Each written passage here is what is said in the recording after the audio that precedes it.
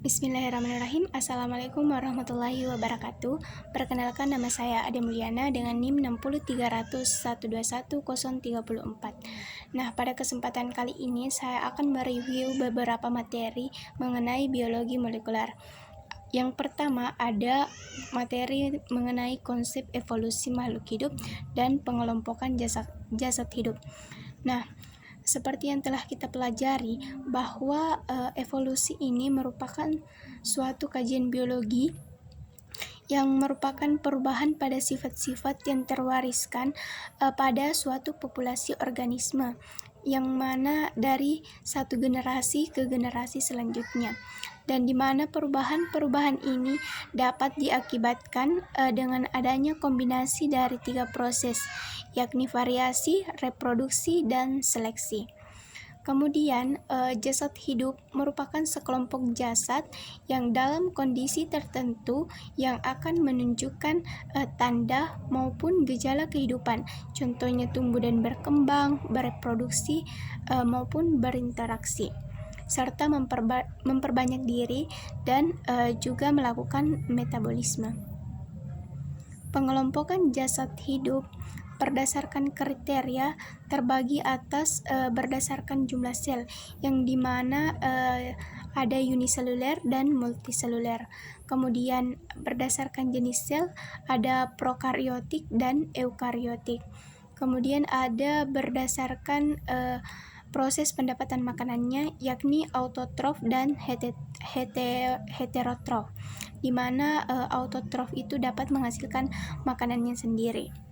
Kemudian ada struktur DNA dan denaturasi serta renaturasi, di mana DNA atau deoksiribonukleik acid merupakan makromolekul senyawa kimia yang disusun oleh basa nitrogen, gula pentosa, dan gugus fosfat dengan struktur polinukleotida dan double helix, di mana terdiri atas adenin, timin, sitosin, dan guanin.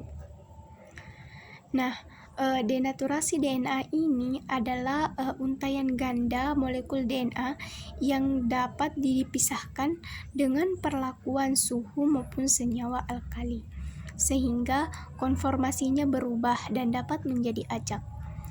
Proses dari denaturasi ini dapat diikuti dengan cara mengukur nilai serapan cahaya pada molekul DNA yang dipanaskan secara bertahap.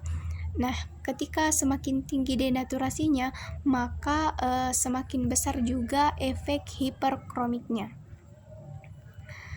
Selanjutnya, renaturasi DNA itu adalah suatu proses pembentukan kembali struktur untai ganda dari proses yang terdenaturasi, di mana terjadi secara in vitro dan in vivo, yang mana prosesnya lambat dan juga berlangsung dalam 2 tahap. Selanjutnya ada struktur protein, di mana protein ini memiliki beberapa karakteristik, diantaranya memiliki bobot molekul yang berkisar antara 5.000 sampai lebih dari 1 juta. Kemudian merupakan senyawa kimia yang tersusun atas komponen senyawa protein yang terdiri dari peptida. Kemudian karakteristik protein selanjutnya yaitu memiliki massa molar yang tinggi dan tersusun dari 20 asam amino. Protein ini sebenarnya dibentuk oleh asam amino yang mana memiliki 2 gugus fungsi, yaitu NH2 dan COOH. Kemudian asam amino ini terdiri dari 2 kata, yaitu asam karboksilat dan amino atau amina. Berdasarkan strukturnya seperti yang telah saya jelaskan tadi, bahwa 20 jenis asam amino ini merupakan suatu pembentuk protein. Nah, struktur protein sendiri itu terdiri atas beberapa, yakni primer, sekunder, tersier, dan kuartener. Nah, struktur protein primer merupakan urutan dari asam amino pembentuk protein, sedangkan struktur protein sekunder merupakan struktur 3 dimensi akibat adanya ikatan hidrogen antara gugus amina dan atom hidrogen dari rantai alkil. Kemudian struktur protein tersier merupakan struktur yang terbentuk dari interaksi struktur sekunder yang satu dengan struktur sekunder yang lainnya. Kemudian dengan berbagai ikatan seperti ikatan hidrogen dan ikatan sulfida. Kemudian struktur protein selanjutnya yaitu kuartener, di mana merupakan hasil interaksi dari beberapa struktur protein tersier.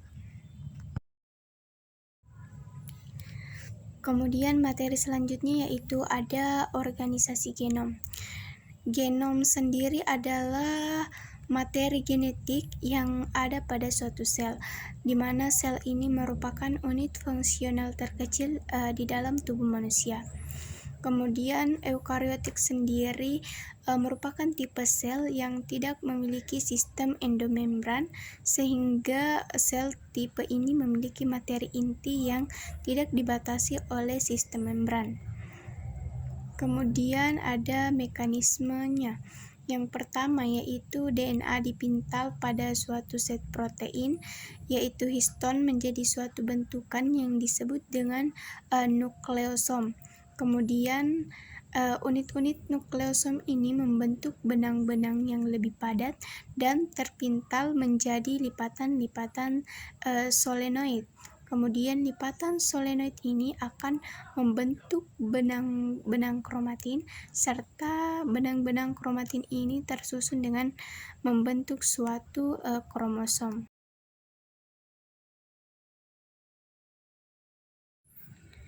Kemudian yang terakhir yaitu dogma sentral, di mana terdiri atas beberapa tahap, yakni replikasi DNA, transkripsi, dan translasi. Di mana tahap utama informasi genetik ini yaitu replikasi DNA, yang merupakan proses terjadinya penggandaan atau sintesis DNA. Kemudian yang kedua transkripsi, yang mana DNA akan dialirkan menjadi RNA. Dan yang ketiga yaitu translasi. RNA ini dialirkan menjadi suatu protein. Transkripsi merupakan bagian dari ekspresi gen yang meliputi proses penyalinan informasi dalam DNA untuk ditranskripsi menjadi mRNA atau suatu RNA messenger dengan bantuan enzim RNA polimerase. Sedangkan translasi adalah proses yang dapat menerjemahkan urutan nukleotida atau kode genetik, yang dimana berlangsung pada ribosom di dalam sitoplasma. Kode genetik yang diterjemahkan ini menjadi suatu urutan asam amino. Proses transkripsi dan translasi ini terdiri atas beberapa tahap, yakni inisiasi, elongasi, dan satu lagi. Kemudian mungkin itu saja yang dapat saya sampaikan. Kurang dan lebihnya mohon dimaafkan. Assalamualaikum warahmatullahi wabarakatuh.